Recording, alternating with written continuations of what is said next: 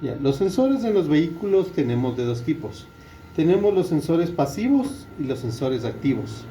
Los sensores pasivos se llaman también inductivos. ¿Por qué? Porque aquí tenemos una bobina y tenemos un imancito. Y esto, al momento de pasar algo metálico por ahí, va a generar un campo magnético que va a tener una salida de corriente alterna. Esta señal de corriente alterna tiene también una forma de onda sinusoidal que va a leer la computadora. Estos son todos los pasivos. Pero también tenemos los sensores electrónicos que se llaman sensores activos. Estos son los comúnmente llamados sensores de efecto Hall o magnetoresistivos. Estos sensores, como son electrónicos, ya tenemos internamente, ya no vienen bobinas, vienen unos semiconductores. Pueden ser transistores, circuitos integrados o algún tipo de semiconductor. Pero normalmente es más común un sensor de efecto Hall. Estos sensores, para funcionar, necesitan tres señales. Necesitamos una señal de voltaje positivo, ya sea de 5 o 12 voltios, una señal negativa y una señal de referencia que manda la computadora del vehículo.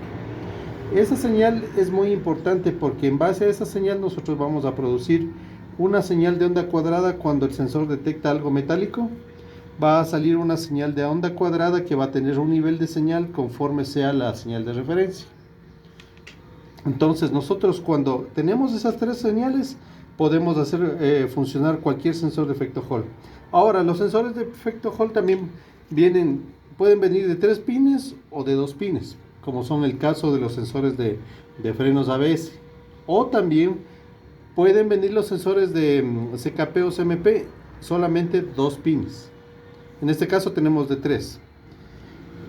Para comprobar estos sensores, nosotros tenemos que inyectar las tres señales que dijimos anteriormente. Para eso nosotros vamos a necesitar este aparato. Este aparatito tiene aquí adentro unos circuitos integrados que vienen ya configurados o programados en una computadora para poder generar una señal que tenemos acá.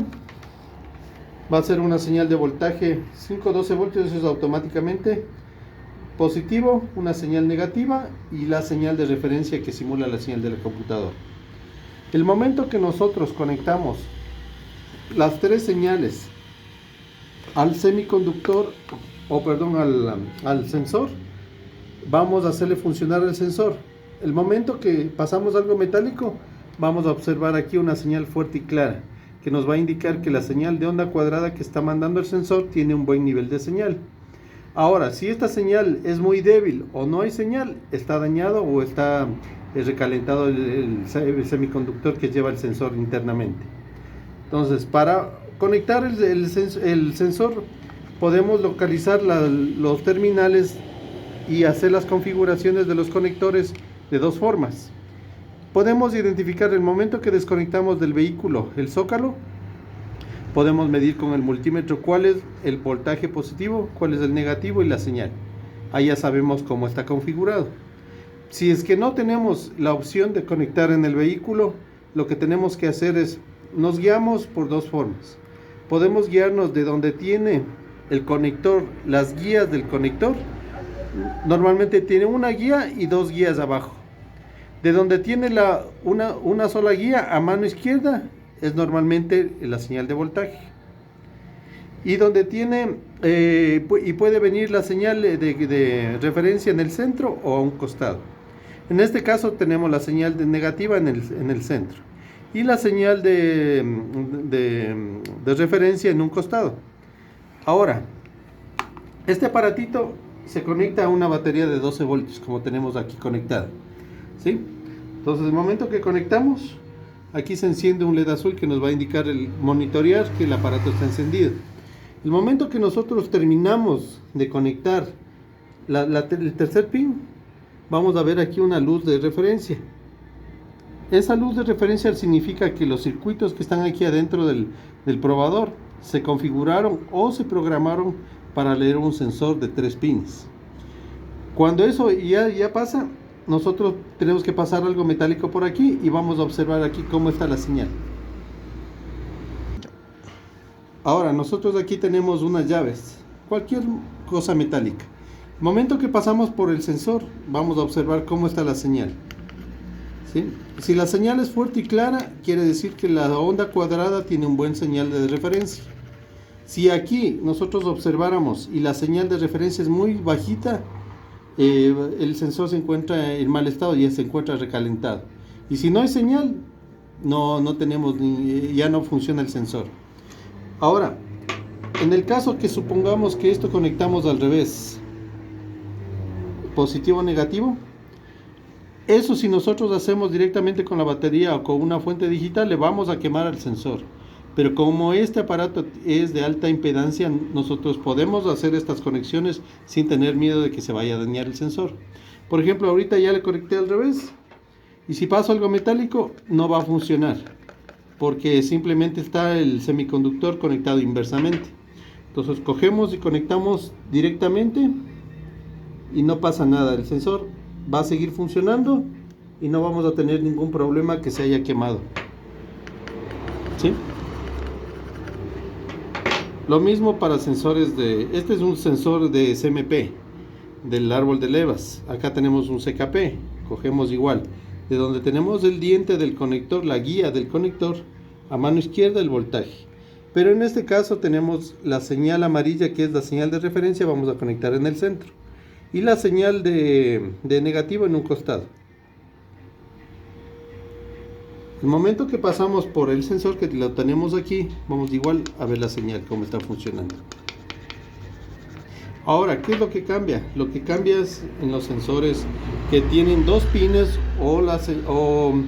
o pueden ser de dos tipos, los sensores de frenos ABS o los sensores de estos mismos CKP o CMP, pero de dos pines. Ahí nosotros ya no conectamos el cable rojo, conectamos el cable negro y el amarillo.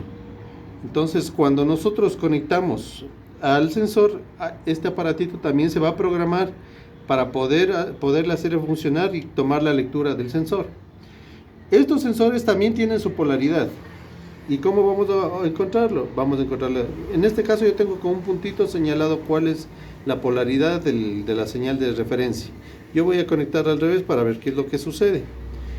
Igualmente, el rato que conecto, se prende aquí una señal. Esta señal significa que el probador de sensores se programó para poder leer un sensor de dos pines.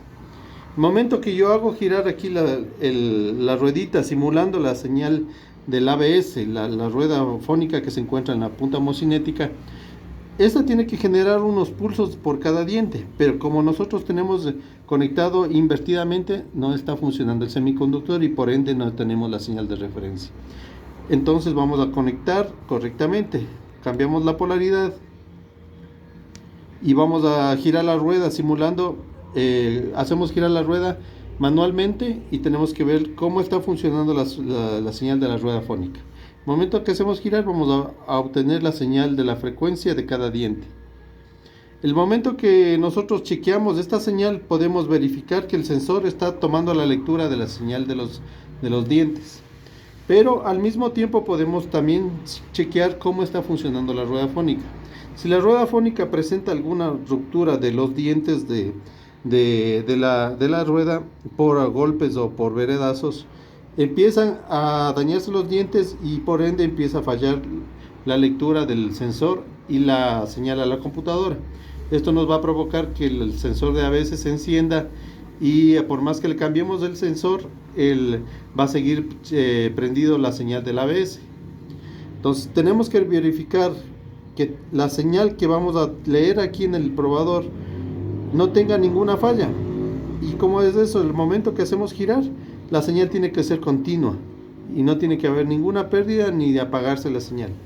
Pero como vemos ahí, el momento que pasamos el diente que está roto, aquí vamos a ver una pérdida de señal o pérdida de frecuencia. ¿Sí? Ese momento nos indica que está pasando la falta del diente por el sensor y por ende está perdiendo una frecuencia. ¿Sí? Y ahí se prende la señal del ABS.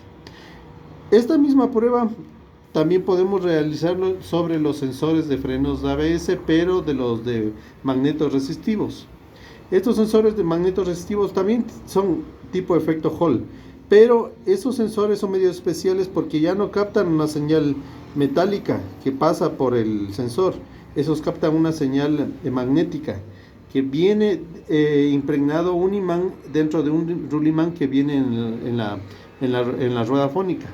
Entonces, el momento que en la punta homocinética, perdón, el rato que hace girar el rulimán, vamos a obtener un campo magnético de diferentes polaridades que va a pasar por el sensor y el sensor le va a captar. Entonces, si nosotros sacamos del sensor y queremos hacer una verificación de la señal, lo que tenemos que tener es a la mano un imán para hacerlo pasar por el sensor electromagnético y por ende vamos a ver la señal. Si pasamos con un desarmador o algo metálico, no vamos a ver. Tiene que ser un imán. Eso con referencia a los sensores de frenos ABS o magnetorresistivos. Ahora, este probador también podemos hacerle funcionar sobre los sensores de velocidad o también los sensores que vienen de los distribuidores. Tenemos en los vehículos unos distribuidores que tienen un sensor de efecto Hall, por ejemplo en los carros, en los Volkswagen, por citar una marca. Para ello vamos a conectar los 3 pines. En este caso, el sensor, la mayoría de sensores de velocidad tienen en el centro la señal de referencia. Y en un costado puede tener el voltaje positivo y el otro el negativo. ¿Sí? En estos sensores específicamente tenemos que hacer 2 pruebas. Aquí tenemos un eje que tiene una ruedita y tenemos un sensor. A veces se daña la ruedita, otras veces se daña el sensor. Cuando la ruedita se afloja por desgaste o vibración, lo que vamos a ver aquí son unos pulsos falsos que va a leer la computadora. En este caso nosotros cogemos el eje, le movemos para arriba, para abajo, izquierda y derecha. Y aquí en el probador no tenemos que ver ninguna señal. Ahí sabemos que la rueda está en perfecto estado y no está dando falsos pulsos. Y la próxima prueba que tenemos que hacer es hacer girar el eje para que el sensor nos dé los pulsos que van a la computadora.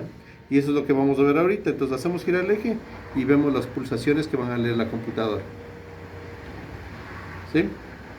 La misma prueba exactamente lo aplicamos para los sensores de los distribuidores, porque tienen también el mismo sensor.